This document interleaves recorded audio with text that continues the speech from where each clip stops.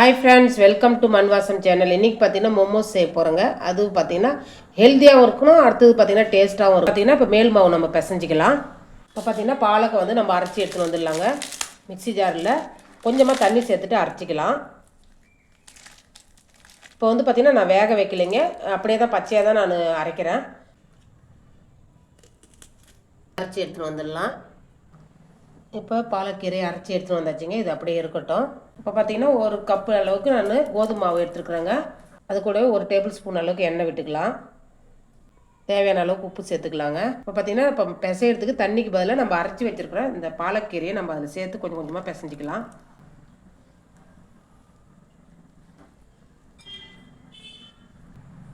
பிசையும் போது கொஞ்சம் கொஞ்சமாக சேர்த்து பிசைங்க.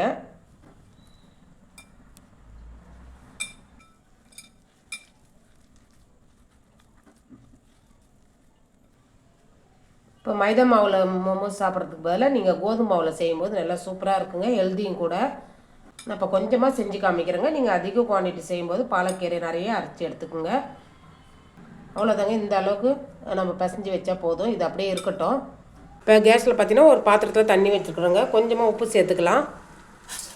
நல்லா தண்ணி சூடு ஏறும்போது நம்ம வெட்டி வச்சுருக்க அந்த ப்ரொக்கோலியை இதில் சேர்த்துக்கலாங்க. ஒரு கொதி வந்தால் போதும்.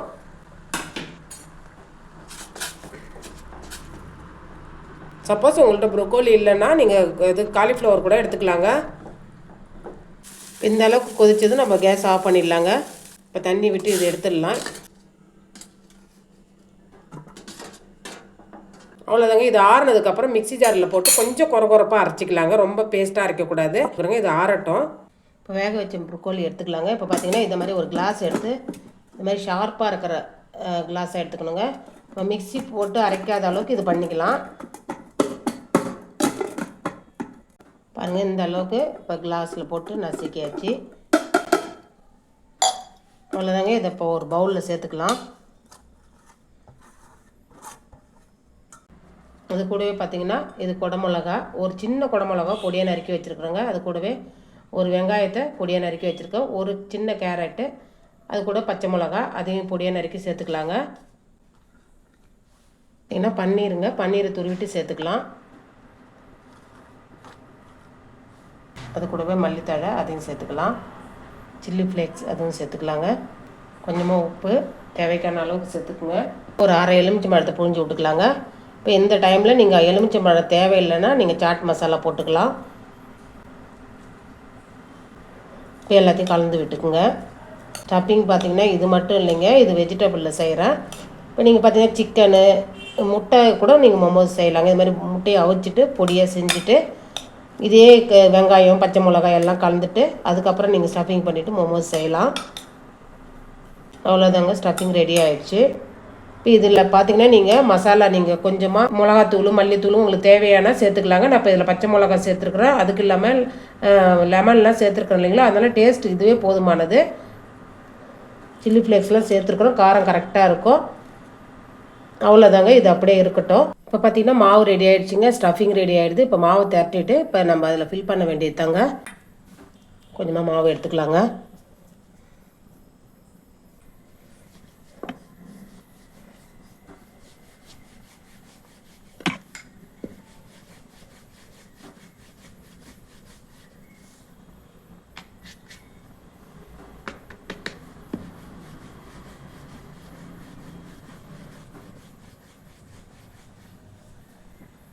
அவ்வளோதான், கொஞ்சமாக மாவு எடுத்துக்கோங்க. ரொம்ப சப்பாத்தி அந்த திக்னஸில் செய்யாதீங்க, கொஞ்சம் மெலிசாக தட்டிக்குங்க. அதில் எக்ஸ்ட்ரா மேலே இருக்கிற மாவெல்லாம் தட்டிக்கலாங்க கீழே.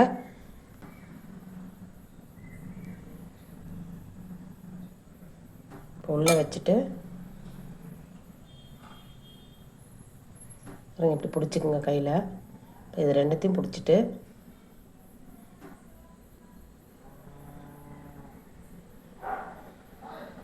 இதை வந்து உள்ளே இப்படி ஸ்டப் பண்ணிவிட்டு அதுக்கப்புறம் இதை பிடிச்சிட்டு இதை உள்ளே வந்து அழுத்தி விட்டுட்டு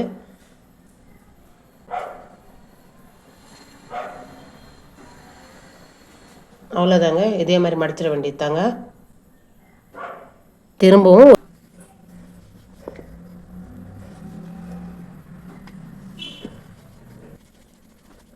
காமிக்கிறேன் பாருங்கள். சின்னதாக ஒரு சின்ன எலுமிச்சம்பழம் சைஸுக்கு நீங்கள் மாவு எடுத்துக்கோங்க. இதை ரொம்ப எடுக்காதீங்க. அடுத்தது இதை இப்படி அழுத்தணும். அதுக்கப்புறம் பார்த்தீங்கன்னா இந்த கார்னரையும் பிடிச்சி இப்படி அழுத்தணும். நீங்கள் ஒரு தடவை அழுத்தும் போது அது கரெக்டாக அடுத்த ஸ்டெப்புக்கான மாவு வந்து நமக்கு அழுத்துறதுக்கு கிடைக்கும் பாருங்கள். இந்த கார்னர் பிடிச்சி இப்படி அழுத்தி விடணுங்க.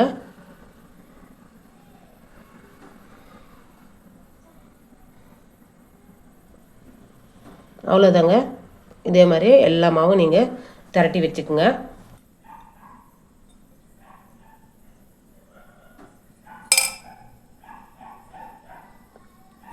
இன்னும் ஒரு ஷேப்பில் நான் செஞ்சு காமிக்கிறேன் பாருங்கள்.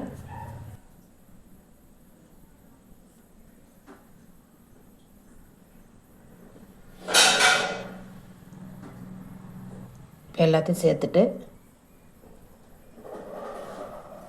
இது ஒரு மாதிரி இது ரொம்ப ஈஸியாக இருக்குங்க. அவ்வளோதான். இதே மாதிரி செஞ்சு வச்சுருங்க. இப்போ எல்லாத்தையும் செஞ்சு முடிச்சாச்சுங்க. இது அப்படியே இருக்கட்டும். செஞ்சு வச்சுக்கிற மோமோஸில் இதில் அடிக்கலாங்க. இப்போ இட்லி பாத்திரத்தில் தண்ணி வச்சுருக்குறோங்க. மூடி போட்டு வேக வச்சிடலாங்க. இது அப்படியே வேகட்டுங்க. இப்போ நம்ம பார்த்தீங்கன்னா மோமோஸ்க்கு ஒரு சட்னி ரெடி பண்ணிடலாம். இப்போ பார்த்தீங்கன்னா ஒரு கிண்ணத்தில் தண்ணி வச்சுக்கலாங்க. 2 தக்காளி எடுத்துருக்குறேன். 2 தக்காளி வந்து பாதியாக கட் பண்ணிவிட்டு இதில் சேர்த்துக்கலாம். அந்த தண்ணியில் கூடவே 4 காஞ்ச மிளகா சேர்த்துக்கலாங்க. இப்போ வந்து பார்த்திங்கன்னா நான் காஞ்ச மிளகா சேர்க்குறேன். நீங்கள் காஷ்மீரி சில்லி இருந்ததுன்னா சேர்த்திங்கன்னா இன்னும் கலர்ஃபுல்லாக இருக்கும் சட்னி. இது அப்படியே வேகட்டுங்க. தக்காளி வேகும்போது அந்த மேலே இருக்கிற தோலை எடுத்துடலாங்க. அது மாதிரி எடுத்துட்டிங்கன்னா ஈஸியாக வந்துடும். தக்காளியுடைய தோல் எடுத்தாச்சுங்க. இப்போ ஒரு டேபிள் ஸ்பூன் அளவுக்கு கார்ன்ஃப்ளவர் எடுத்துக்கலாம். அது தண்ணியில் கரைச்சி இதில் சேர்த்துக்கலாங்க. வந்து கரைச்சி அந்த கார்ன்ஃப்ளவரை இதில் சேர்த்துக்கலாம்.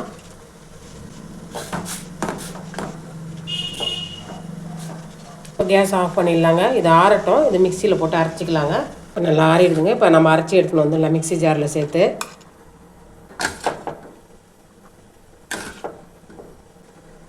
இப்போ தேவையான அளவுக்கு உப்பு சேர்த்துக்கலாங்க. இதை சேர்த்து அரைச்சி எடுத்துன்னு வந்துடலாம்.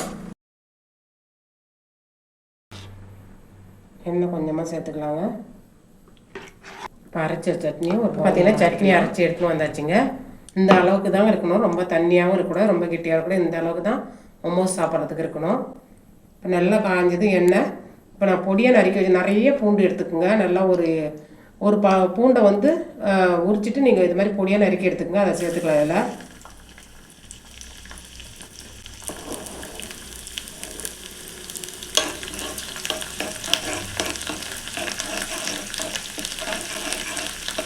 இப்போ நான் வச்சுருக்கிற சட்னியில் சேர்ந்துக்கலாம்.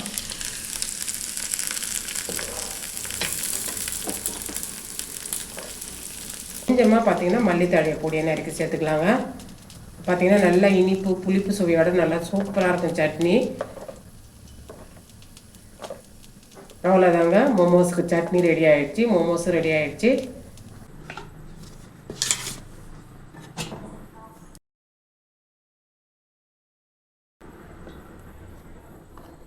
சூப்பரான ஒரு மோமோஸ் ரெடி ஆகிடுச்சு. அவ்வளோதாங்க. சூப்பரான இது ஹெல்த்தியான ஒரு மோமோஸ் ரெடி ஆகிடுச்சு. இந்த ரெசிபி எப்படி இருந்ததுன்ட்டு கமெண்டில் சொல்லுங்கள். இந்த ரெசிபி பிடிச்சிருந்துன்னா மண்வாசம் சேனலை லைக் பண்ணுங்கள், ஷேர் பண்ணுங்கள், கமெண்ட் பண்ணுங்கள், சப்ஸ்கிரைப் பண்ணுங்கள். பக்கத்தில் இருக்க பெல் ஐக்கானை கிளிக் பண்ணுங்கள். தேங்க்யூ.